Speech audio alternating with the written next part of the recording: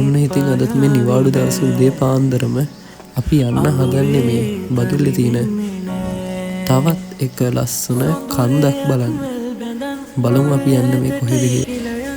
ඉතින් සීතලයි මීදුමයි මැදින් උදේ පාන්දර 6ට වගේ තමයි අපි මේ ගමන පටන් ගන්නේ.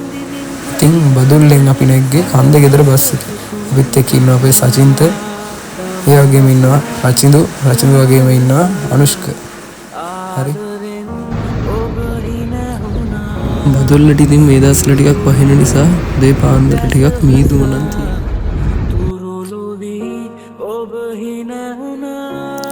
කන්ද ගෙදර බස් එකේ ටික දුරක් යනකොට ඔයාලට මෙන්න මේ වගේ ලස්සන ගම්මානයක් බලා ගන්න පුළුවන්.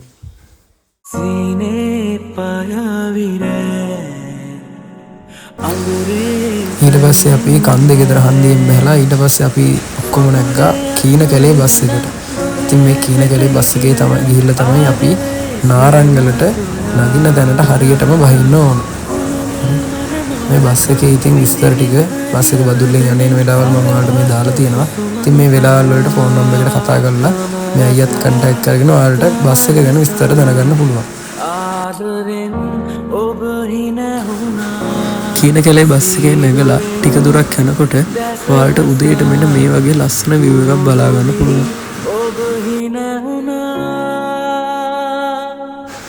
අපි ඔන්න කීන කැලේ බස් එකෙන් බැහැලා නාරංගල කන්දට නගින තැනට ඇවිල්ලා ඉන්නේ. ඔය තමයි දුරින් පේන්නේ නාරංගල කන්ද. මෙතන මුදුනට තමයි අපි යන්න ඕන. ගමන පටන් ගන්න කලින් ඉතින් ගමේ කට්ටියකින් පොඩි විස්තර ටිකක් දැනගත්ත කන්ද ගැන.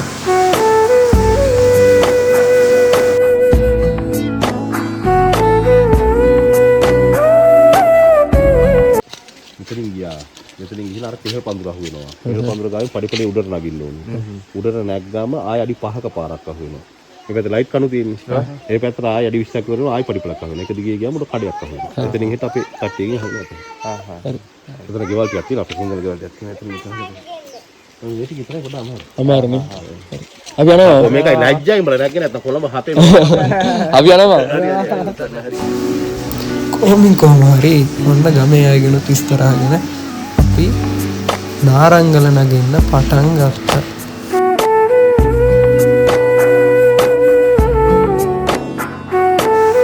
නාරංගලට යන අතරමඟදී අපිට පොඩි යාළුවෙක් හම්බ වුණා. බලන්න කවුද කියලා.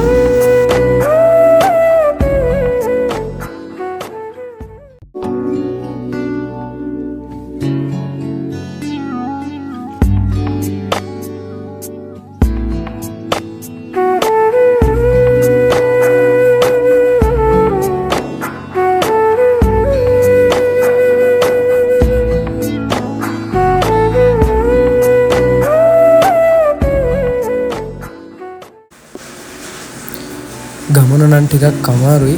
පාර ටිකක් සවුත් නිසා කොච්චර අමාරුනත් ඉතින් අපේ සෙට් එක වැඩේ නම් අතෑරියේ නෑ.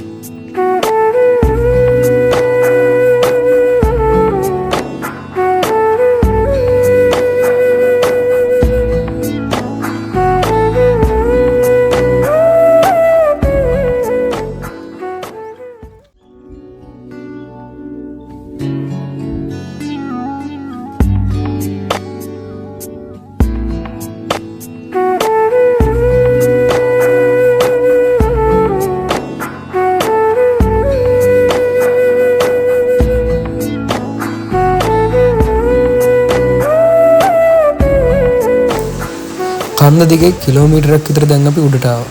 උඩට ආවට පස්සේ මෙන්න මේ කන්ද ෆුල් view එකක් බලා ගන්න පුළුවන්.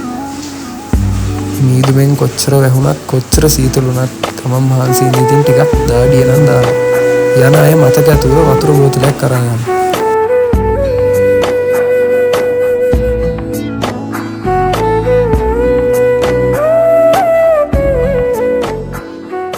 හයි කියන්නේ. හයි. කට්ටියට අමාරුයි.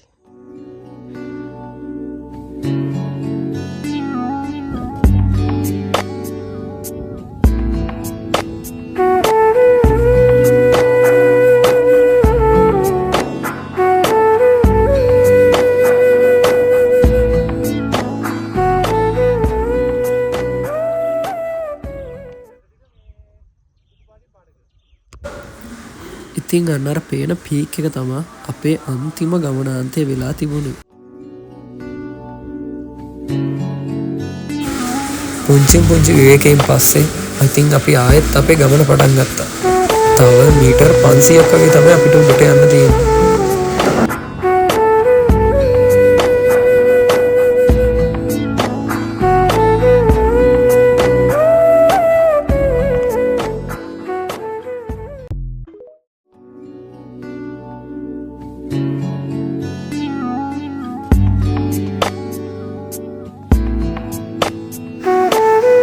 විනාඩි 45ක වගේ ගමනකින් පස්සේ අපි අපේ ගමනාන්තයට ආවා.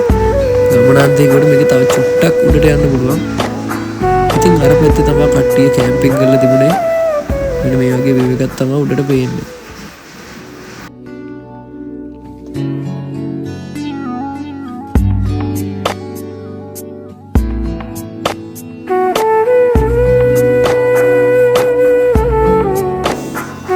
මේ තමයි නාරංගල කන්දේ දකුණු පැත්ත.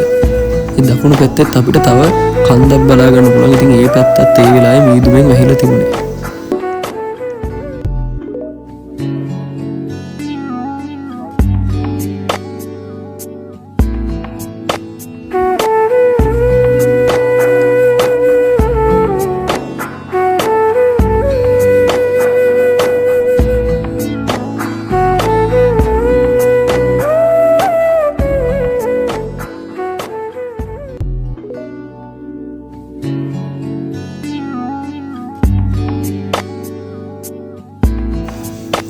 ඔන්න පැය දෙකක් විතර අපි කන්ද උඩ ඉඳලා ආයෙම අපි කන්ද පහළට බහින්න පටන් ගත්තා.